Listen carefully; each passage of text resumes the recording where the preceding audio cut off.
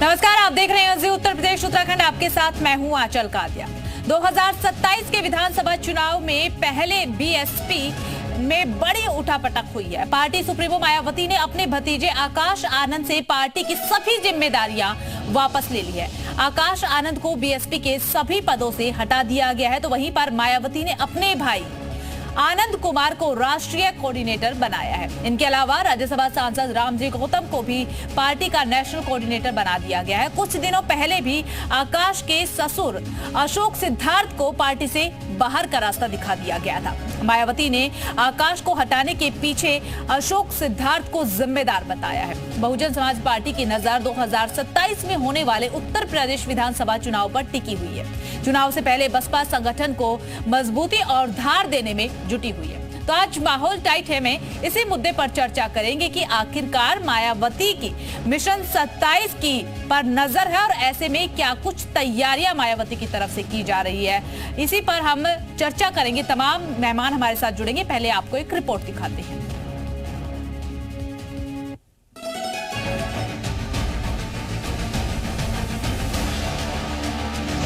BSP में सियासी गदर, भतीजे से मोह खत्म। पहले समधी, अब भतीजे पर सख्त कार्रवाई। मिशन 27 पर नजर, आकाश जमीन पर। मायावती ने पार्टी को लेकर बड़ा फैसला लिया है। मायावती ने समधी अशोक सिद्धार्थ के बाद उनके दामाद और अपने भतीजे आकाश आनंद पर भी कार्रवाई की है। बीएसपी अध्यक्ष ने भतीजे आकाश को सभी पदों से हटा दिया है। उन्होंने अपने भाई आनंद कुमार पर एक बार फिर से भरोसा जताकर राष्ट्रीय कोऑर्डिनेटर की जिम्मेदारी सौंप दी है, जिससे एक बात तो साफ है कि जहां भतीजे पर वो एक्शन ले रही है, वही भाई पर फिर से भरोसा जता रही है। लखनऊ में हुई बीएसपी की समीक्षा बैठक में मायावती ने साफ कर दिया कि आकाश आनंद अब पार्टी में किसी भी पद पर नहीं रहेंगे। मायावती ने अपने भतीजे आकाश को नेशनल कोऑर्डिनेटर घोषित किया था, लेकिन लोकसभा चुनाव 2024 के दौरान उनके विवादित बयानों ने पार्टी को मुश्किल में डाल दिया था। मायावती ने लोकसभा चुनाव में ऐलान किया था कि आकाश आनंद उनके उत्तराधिकारी होंगे, लेकिन अब मायावती ने कहा कि मेरे जीते जी कोई भी पार्टी का उत्तराधिकारी नहीं होगा।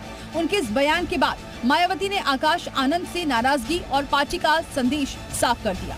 मायावती ने बसपा की बैठक के दौरान एक बार फिर अपने भतीजे आकाश आनंद को सभी महत्वपूर्ण पदों से हटा दिया है, तो वहीं अपने भाई आनंद कुमार को नेशनल कोऑर्डिनेटर की जिम्मेदारी सौंपी है। पार्टी सूत्रों के अनुसार अभी तक आकाश आनंद को बाहर का रास्ता दिखाने की कोई वजह सामने नहीं आई है। दरअसल बीएसपी अगले विधानसभा चुनाव से पहले उत्तर प्रदेश में अपनी पुरानी ताकत में लौटने की कवायद में है। चुनाव से पहले बसपा संगठन को मजबूती और धार देने में जुटी है। ऐसे में आकाश आनंद पर एक्शन से मायावती ने विरोधियों को भी साफ संदेश दिया है। ब्यूरो रिपोर्ट, जी मीडिया। और चलिए इसी पर चर्चा करने के लिए हमारे साथ खास मेहमान जुड़ चुके हैं। बीजेपी के नेता गौरव मिश्रा हमारे साथ जुड़ चुके हैं, समाजवादी पार्टी के प्रवक्ता मनोज यादव हमारे साथ जुड़ चुके हैं। आप दोनों का सबसे पहले स्वागत और चर्चा की शुरुआत जो है वो बीजेपी से करना चाहेंगे। गौरव मिश्रा जी, देखिए आज एक बड़ा फैसला बीएसपी की तरफ से लिया गया और हालांकि बीएसपी की हालत फिलहाल उत्तर प्रदेश में क्या है इससे सब वाकिफ है। 2007 का वो समय था जब बीएसपी बहुत ज्यादा मजबूत थी, लेकिन फिलहाल बीएसपी मजबूत नहीं है। तो आज जो फैसला लिया गया इससे कोई इंपैक्ट पड़ेगा क्या? देखिए, स्वाभाविक रूप से ये तो बहुजन समाज पार्टी का आंतरिक मामला है, लेकिन चूंकि लोकतंत्र में कोई भी पार्टी जब उसका विषय सतह से बाहर आता है तो आंतरिक नहीं रह जाता, उसका कहीं ना कहीं प्रभाव तो पड़ता ही है। बहुजन समाजवादी पार्टी बहुत हाशिए पर है और संघर्ष कर रही है। कहीं ना कहीं उसका जो बेस वोटर है वो उसको छोड़ चुका है। बड़े पैमाने पर उनका वोटर भारतीय जनता पार्टी के साथ जुड़ा है और एक जो मुस्लिम वोट बैंक जो रहा है वो एक तरफा वो समाजवादी पार्टी के साथ या कांग्रेस के साथ जा मिला। तो कहीं समाजवादी पार्टी की तरफ से अक्सर एक बात जरूर कही जाती है कि बीएसपी जो है वो कहीं ना कहीं बीजेपी की बी टीम है। नहीं, ABCD करने का कोई औचित्य नहीं है। भारतीय जनता पार्टी एक विचारों वाली पार्टी है, परिवारवादी पार्टी नहीं है। भारतीय जनता पार्टी पूरी तरीके से राष्ट्र के उत्थान के लिए काम करने वाली पार्टी है और ये जातियों की राजा पार्टी है, राजशाही पार्टियां हैं।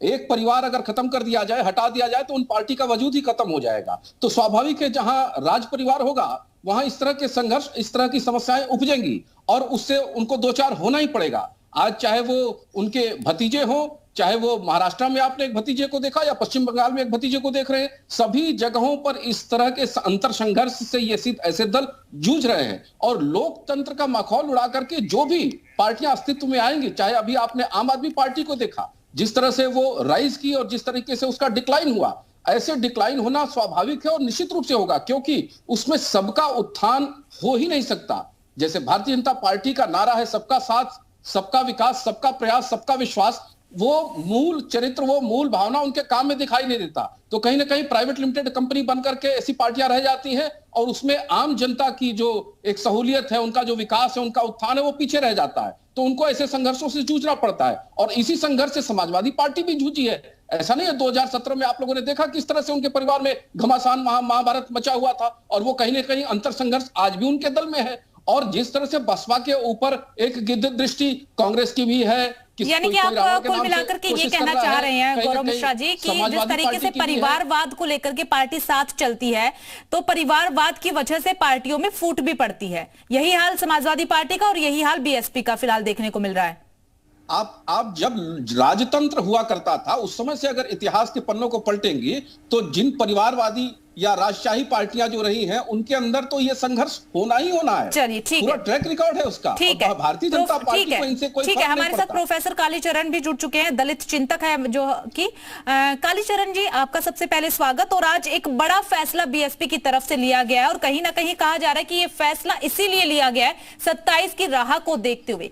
लग रहा है आपको कि इस फैसले से कहीं ना कहीं बीएसपी पर और वोट बैंक पर असर पड़ेगा? बेशक असर पड़ेगा। बहन जी अपने तेज तर्रार निर्णयों के लिए जानी जाती हैं। अचंभित करने वाले निर्णय वो हमेशा देती रहती हैं, चौंकाने वाले। इस समय उन्होंने जो किया है पार्टी लाइन पर किया है। पार्टी किस तरह से मजबूत हो, उन्होंने कहा है कि पार्टी सबसे पहले है, तो स्वाभाविक रूप में पार्टी को प्राथमिकता देते हुए उन्होंने वोटरों की मंशा को भांपते हुए ये निर्णय लिया है। और उसमें उन्होंने बता दिया है कि वो चाहे परिवार का कितना ही खास व्यक्ति क्यों ना हो, यदि पार्टी के लिए लाभदायी नहीं है, नुकसानदेह है, तो उसको बाहर जाना पड़ेगा, वो कितना ही खास क्यों ना हो, किसी भी पद पर हो। तो ये एक स्वाभाविक निर्णय है। यद्यपि परिवार के बीच में निर्णय लेना बड़ा कठिन होता है, लेकिन बहन जी इस तरह के निर्णय लेती रही हैं। बिल्कुल कालीचरण जी, आपने ये बात बिल्कुल सही कही है कि मायावती जी ऐसे फैसले लेती रही है, तभी तो एक साल में दूसरी बार आकाश आनंद को पद से हटा दिया। पहले जब पद से हटाया था उसके बाद 47 दिन का वो वक्त था, 47 दिन बाद फिर से उन्हें उसी पद पर तैनात कर दिया गया। 47 दिन में ऐसा क्या हुआ और अब क्यों फिर से वही नौबत आ गई है कि फिर एक बार हटाना पड़ा? देखिए, चूंकि पार्टी का जो संचालन करता है, पार्टी जिसके बलबूते पर चलती है, उसे अपनी पार्टी का पल पल ख्याल रखना पड़ता है, कब क्या गतिविधि हो रही है। उन्होंने जैसा कि मीडिया के सामने साफ तौर पर कहा है कि उनके जो ससुर साहब हैं आकाश जी के, वो पार्टी को प्रभावित कर रहे थे और किसी न किसी तरह पार्टी को उससे नुकसान होने का संदेह पैदा हो रहा था या भांप लिया था बहन जी ने, तो उन्होंने उनको बाहर का रास्ता दिखाया है। अशोक सिद्धार्थ जी को भी बाहर का रास्ता दिखा दिया गया है और अब आकाश जी को भी दिखाया गया है। तो स्वाभाविक तौर पर पार्टी के लिए जो नुकसानदेह होगा किसी भी दल में, उसको बाहर का रास्ता दिखाया जा सकता है। और अब बहन जी ने कहा है कि हमारी विरासत का वारिस उनके जीते जी कोई नहीं होगा, तो इससे उनके मतदाताओं में और उनके वोटरों में ये मैसेज गया है कि बहन जी की पार्टी के लिए जो समर्पित भाव से काम करेगा वो ऊंचे पदों पर पहुंच सकता है, और जो पार्टी को नुकसान पहुंचाएगा वो कितना ही खास क्यों ना हो, उसको बाहर जाना पड़ेगा। तो ऐसे में तो सवाल कालीचरण जी ये भी उठ जाता है ना कि फिर भी बनाया तो भाई को ही ना, नेशनल कोऑर्डिनेटर भाई को ही बनाया, किसी और को क्यों नहीं? नहीं, देखिए भाई का सवाल नहीं है। देखिए भाई हो या कोई हो, यदि कोई पार्टी के लिए लाभदायी है तो उसको ठीक है, उसको हमने रखा है भाई। ये तो स्वाभाविक तौर पर है। माननीय अखिलेश जी के परिवार में अभी हमने देखा कि उस तरह से जिस तरह से परिवार में कलह थी तो वो खास लोग ही थे, बिल्कुल खास लोग थे। तो ये होता है, पार्टी के लिए कौन क्या कर रहा है इसकी भनक पार्टी के सुप्रीमो को जब लगती है, किसी भी दल का हो, तो स्वाभाविक रूप में वो निर्णय लेता है। तो इसमें ऐसी कोई बात नहीं है। स्वाभाविक रूप में पिता अपनी रास्ते जा सकता है, पिताजी का कुछ सोच और हो सकता है, बच्चे का सोच कुछ और हो सकता है, परिवार के अन्य सदस्यों का सोच कुछ और हो सकता है। इसका कोई एक निश्चित फार्मूला नहीं कहा जा सकता है। चलिए ठीक है, हम देखते हैं सपा चलिए में ही ठीक हम है, देखते हैं। ठीक है। कालीचरण जी लौटेंगे आपके पास, हमारे साथ मनोज यादव भी जुड़े हुए हैं। मनोज यादव का रुख करते हैं। मनोज यादव जी, आपने सुना होगा गौरव मिश्रा की तरफ से कहा गया है कि बीएसपी की तरफ से जो आज फैसला लिया गया वो परिवार विवाद के चलते लिया गया, और जहां जहां पर परिवारवाद होता है वहां पर पार्टी में फूट होती है। एक तो आपसे ये जानना चाहेंगे कि बीएसपी ने जो आज फैसला लिया है, आपकी पार्टी की तरफ से अक्सर यही कहा जाता है कि बीएसपी जो है बीजेपी की बी पार्टी है। इस फैसले के बाद तो आप ये बात नहीं कहेंगे ना? नहीं, देखिए, समाजवादी पार्टी अगर कोई बात कहती तो उसके परिपेक्ष होते हैं और उस परिपेक्ष को महत्वपूर्ण तरीके से रखती भी है। देखिए, बहन जी क्या निर्णय अपनी पार्टी के लिए ले रही, इस पे समाजवादी पार्टी का कोई भी कथन नहीं है। वो अपने भाई को कोऑर्डिनेटर बनाए, अपने भतीजे को बनाए, पार्टी के किसी मेंबर को बनाए, ये उनका अपना निजी विषय है और उस पर हमारा कोई हस्तक्षेप नहीं। हस्तक्षेप इस बात का है कि जहाँ पे दलितों का, आदिवासियों का, अन्य पिछड़े वर्ग के तमाम सारी जातियों का भरोसा था बीएसपी, और वो लड़ाई जो मान्यवर काशीराम जी लड़ रहे थे, हमारे पार्टी के पूर्व राष्ट्रीय अध्यक्ष सिद्धे नेता जी मुलायम सिंह यादव जी लड़ रहे थे, और भी तमाम सारे ऐसे राजनेता में जिन्होंने पिछड़े दलित, अल्पसंख्यक, गरीब, किसान, मजदूर की लड़ाई लड़ी। वो जब आंदोलन कमजोर हुआ और उस आंदोलन की कमजोरी की वजह से जो बीजेपी को लाभ हुआ, यानी कि बहन जी का वो वोट जो अम्बेडकराइट था, जो बाबा साहब के विचारों पे वोट डालता था, वो 5 किलो राशन पे आ गया। सवाल तब उठा, सवाल तब समाजवादी पार्टी ने कहा कि क्या बसपा बीजेपी की बी टीम बन के काम करेगी। इसका एक उदाहरण देता हूं कि 2019 के चुनाव में, लोकसभा के चुनाव में समाजवादी पार्टी और बसपा का गठबंधन होता है और 10 सीटें लोकसभा में बसपा जीतती और 5 सीटें समाजवादी पार्टी जीतती। उसके पीछे का कारण सभी को मालूम है कि हमने अपनी परंपरागत समाजवादी विचारधारा से प्रोत सीटों को बहन जी की पार्टी को दिया, लेकिन उसके बाद गठबंधन तुरंत टूट गया। तो इस निश्चित तौर पे जो बातें हैं वो स्पष्ट हो जाती हैं कि कहीं ना कहीं बीजेपी का दबाव है। सदन में जब वो बोलना चाह रही थी राज्यसभा में और उनको बीजेपी के लोगों ने नहीं बोलने दिया, तो उन्होंने क्षुब्ध होकर अपना इस्तीफा दे दिया और कहा कि मैं अब इस सदन में नहीं आऊंगी। ये सारी चीजें इस बात को इंगित करती हैं कि कहीं ना कहीं बीजेपी का बड़ा प्रेशर है, और जो बीजेपी के नेता ने कहा कि परिवारवाद की बात, हमारे साथ राजनीतिक अगर विश्लेषक इस भी जुड़ नेता चुके को हैं। बड़ा ठीक है, तकलीफ है। ठीक है मनोज जी, ठीक है। दुर्गेश उपाध्याय हमारे साथ जुड़ चुके हैं। दुर्गेश जी, सबसे पहले आपका स्वागत। और आज क्या आपने देखा होगा, बीएसपी ने एक बहुत बड़ा फैसला लिया है। कहीं ना कहीं इस फैसले को 27 के लिए देखा जा रहा है, 27 से जोड़ करके देखा जा रहा है। क्या आपको लगता है, आप किस तरीके से इस फैसले को समझ पा रही हैं? क्या लग रहा है कि इस फैसले के बाद कितना असर जमीन पर होगा?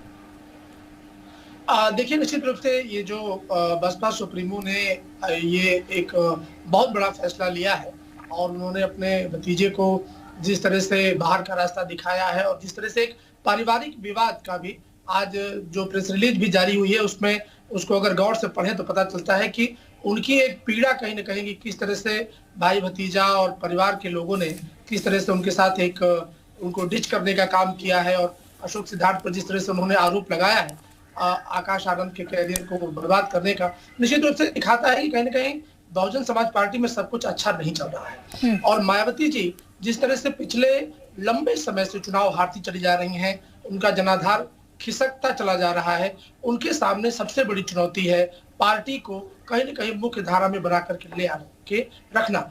मुझे लगता है कि ऐसे में जबकि भारतीय जनता पार्टी लगातार अपने जीत के नए नए रिकॉर्ड्स कायम कर रही है और खासकर महाकुंभ के बाद तो अब उसका ग्राफ जो इस बदलाव से जो आज बदलाव हुआ है दुर्गेश जी, जो आज बदलाव हुआ है, इस बदलाव से बीएसपी में कुछ सुधार होगा क्या?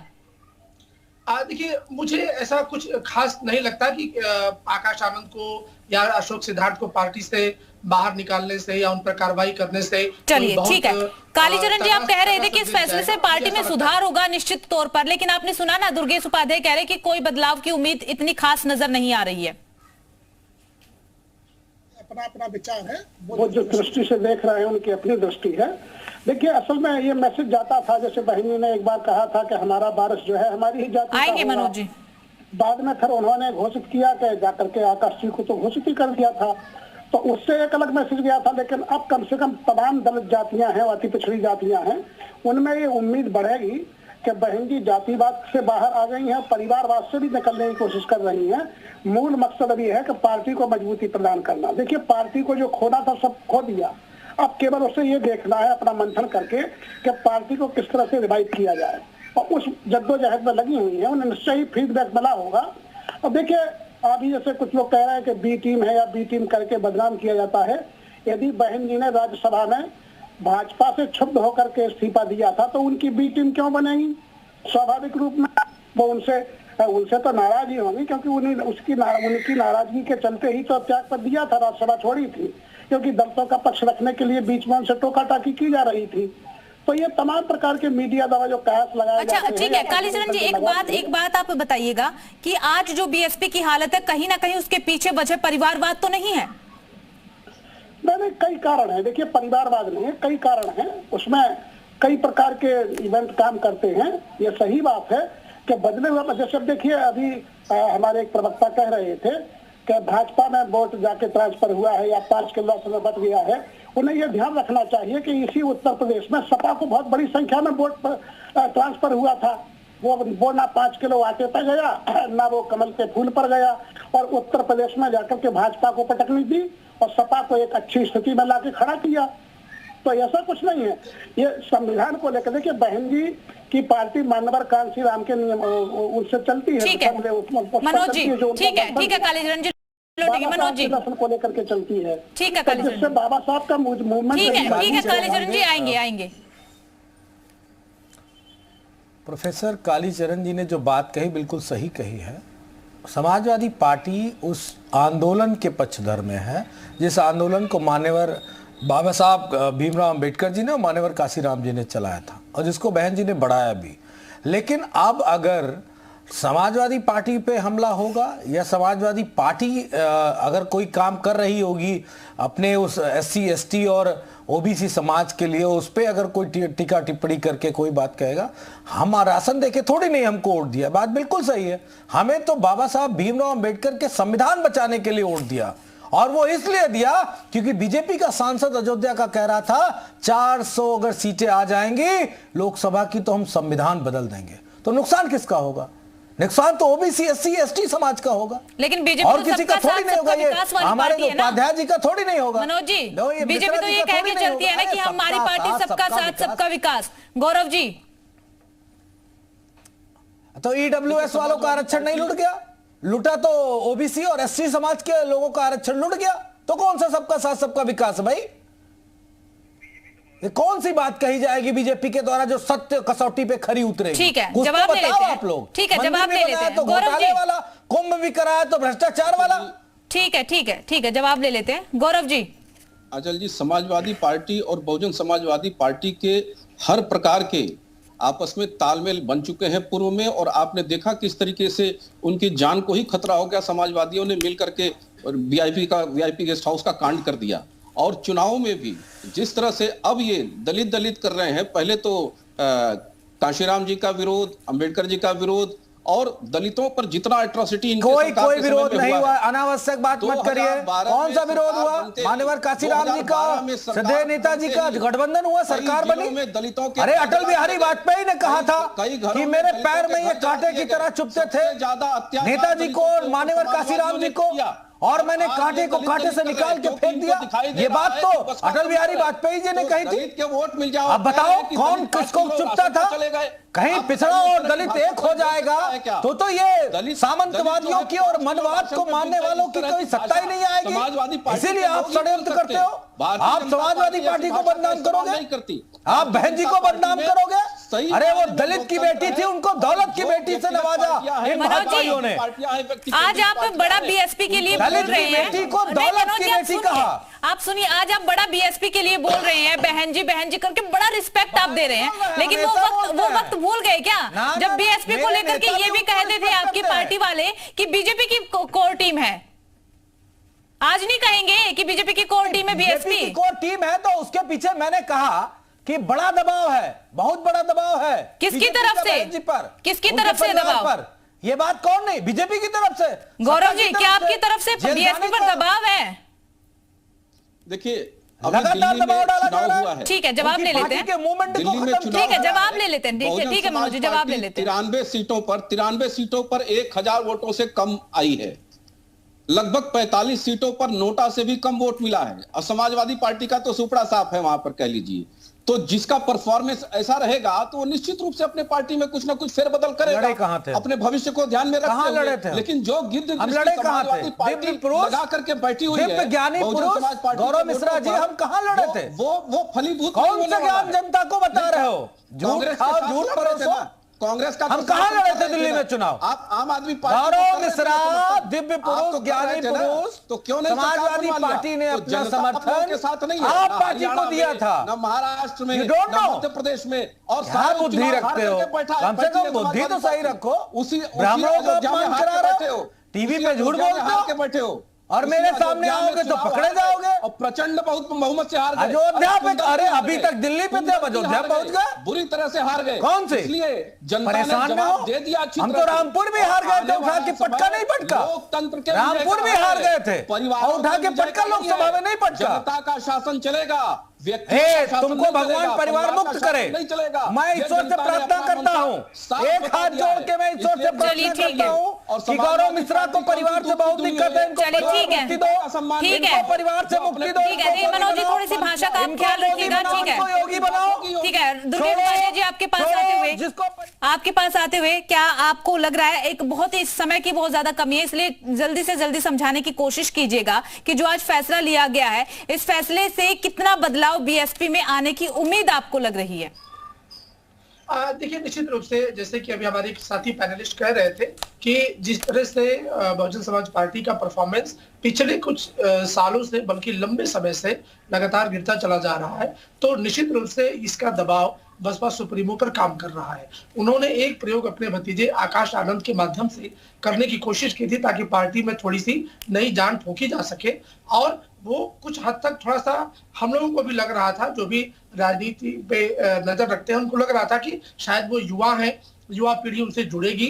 कुछ उन्होंने मेहनत भी की, लेकिन जिस तरह से नतीजों की उम्मीद बहुजन समाज पार्टी को थी, वो संभवतः नहीं आई, क्योंकि जिस तरह से इस समय पूरे देश और प्रदेश में मतलब मोदी जी और योगी जी का एक जो डबल इंजन वाला जो कॉन्सेप्ट लोगों को पसंद आ रहा है, लोग लगातार वोट कर रहे हैं, भारतीय जनता पार्टी की सरकार बन रही है, तो ऐसे में बहुजन समाज पार्टी कहीं ना कहीं मार्जिनलाइज हो गई है। मुझे लगता है कि इस बदलाव के जरिए शायद मायावती ये संदेश देना चाहती हैं। चलिए, ठीक है, यानी कि बीएसपी सीख रही है, बीएसपी दूसरी पार्टियों से सीख ले रही है और उसके बाद फेरबदल किए जा रहे हैं। कालीचरण जी, जो आज फैसला लिया गया, इस फैसले से पता नहीं कितना बदलाव होगा, कितना नहीं होगा, लेकिन अभी की स्थिति में सिर्फ एक सीट बीएसपी के पास है।